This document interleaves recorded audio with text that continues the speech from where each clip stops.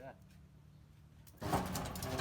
เรียบร้อย เรียบร้อยครับ แฮวครับแฮวซิ่ง แนวซิ่งเขา ขนาด50เซนติเมตร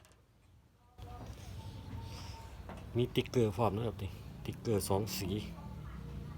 ใส่หนังยางครับหนังยาง3เปาะ3เซนรวมเป็น9เซนครับผูกกับเชือกเขียวแล้วก็ท่อ PVC ขนาด3หุ่นยางหนาแล้วก็ลวดเคเบิลไทยครับนี่ที่การใส่ครับเวลาหนูแลนตามนี่ก็อึดดีต้อง เสร็จจ่อย เสร็จโจน เสร็จโจร เรียบร้อยครับพร้อมใส่ขอบคุณพรีเซนเตอร์ของเรา ฝากกดติดตามกดไลค์นะ